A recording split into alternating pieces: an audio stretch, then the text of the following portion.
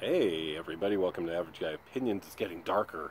You won't be able to see me soon. Oh no, no, I got a good light here, which is nice.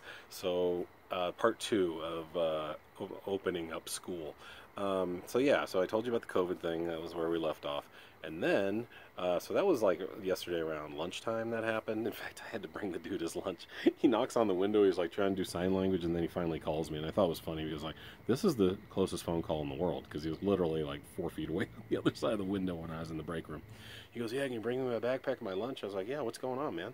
He's like, "I gotta go." I go, "Why you gotta go?" My roommate tested positive for COVID. I'm like, "All right, see ya." So I hand him his lunch, go on with my day. Uh, Probably less than an hour after that, we have well, what is the term again? Geez, I should know this. It's not lockdown. Lockdown is bad. Lockdown in a school, at least at our school in our district, means there's it's a dangerous situation. Lockdown, you stay in your rooms, you shut the shades, you do not go by a window. That's lockdown. This is called secure perimeter, which is different. No one's allowed outside. Big difference, right? You can still go by the windows and peek out. So there was a shooting at the apartment complex adjacent to the school. So they had to not let us out. Students, teachers, everybody. The only people allowed out are security and cops. And so that was an interesting way to start the day with a COVID scare and a secure perimeter. And they also said this was a weird thing. This is like somewhere in between, in my opinion, secure perimeter and lockdown. They said, well, and now we're on hold. And I was like, and nobody seemed to exactly know what that meant. A lot of people said, oh yeah, that's lockdown. No, it's not. Well, it's secure perimeter. We still no, it's not. So apparently on hold, you should stay where you are, but you don't have to draw the shades and act like there's a shooter around. Very weird. It's like, well, let's maybe have hold be a separate thing instead of like a phase of secure perimeter. It's very weird. Anyway, nobody got shot as far as I know from what I heard, and I really don't focus on such stuff. I got other things to worry about, honestly, in that building.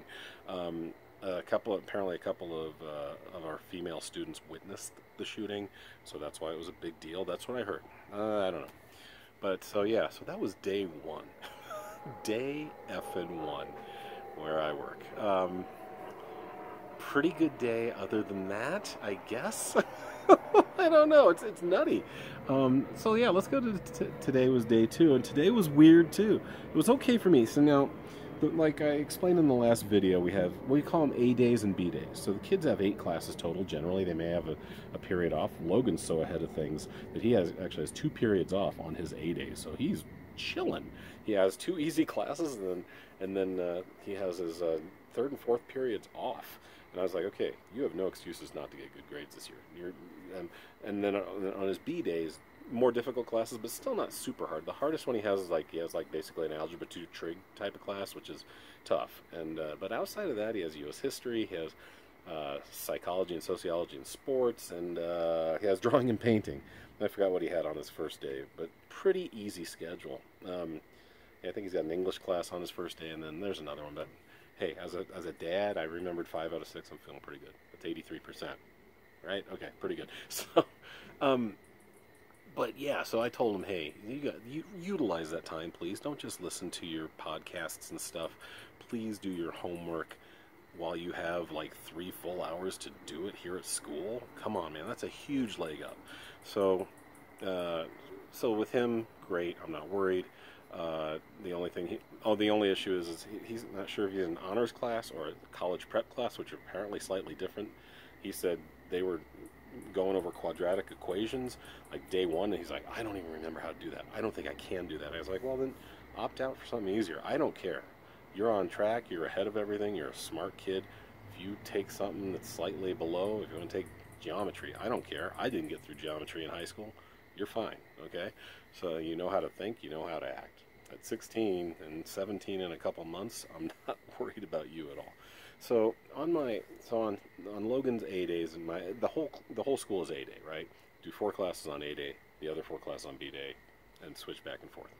On A days, like I mentioned last time, I have that kid in band, and then I have gosh, what do I do? Oh, I'm in science and math, or yeah, math and science. We call it consumer math. It's for the kids that really need a lot of help with math. And these are general classes full of special needs kids. And at the end of the day, I get my friend Israel, who is very severe special needs. In fact, we keep him in the sensory room, and I teach him there. So that's my A day. On my B day, all day with Israel, all day. Now, he's a sweet kid.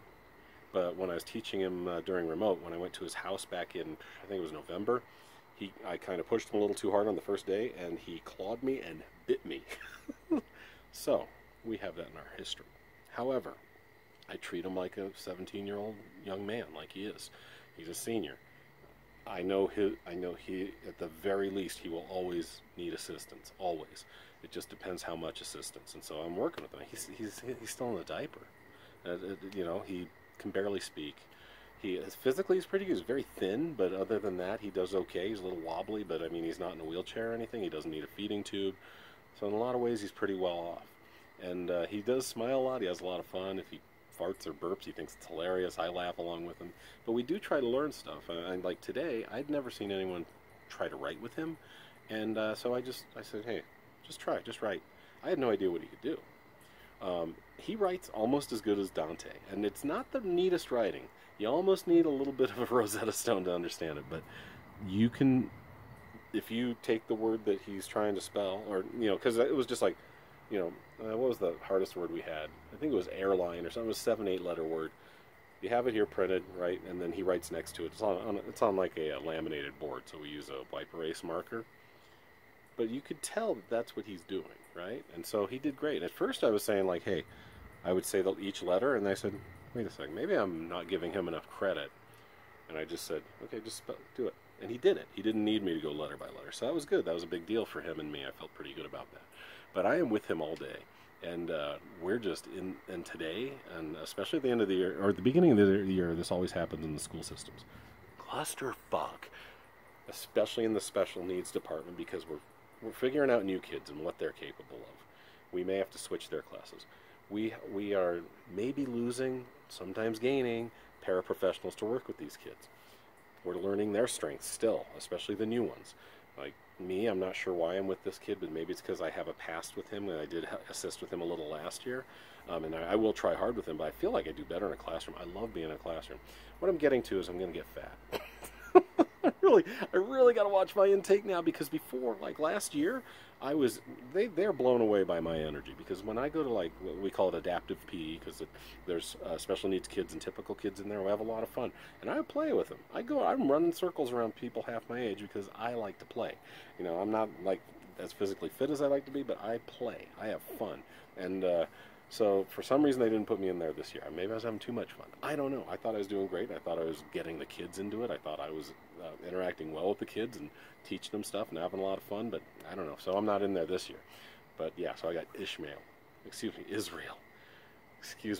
Italia. I don't even know the kid's name anymore. I got him all year, or at least all day on my B days. And so, but I love it because he's a sweet kid, and I feel like we're getting some stuff done. But anyway, today, so I mentioned how on day one we had not only the COVID thing, we also had a secure perimeter, semi-lockdown. Today, we had to lock down, or actually more, they didn't even call it a secure perimeter, but what happened was, right as we're going to the buses, 3:20, bringing all the kids out, just microburst just opens up, just starts pouring us. I'm soaked. I got 2 kids to the bus. I got the kid I was with, and I came back for the other girl that I mentioned, I believe, excuse me, a couple of videos ago, who has the boot on her. Me and her just got soaked because she can only go so fast with the boot on her ankle. I come back, I'm drenched. They let us know as soon as I get back, oh, yeah, there's apparently a funnel cloud in the area and we all have to stay. We had to wait until like another 30 minutes before they let us go. And apparently there were 2 other funnel clouds in the area. It's a pretty crazy day, weather-wise, in the greater Denver, Aurora area.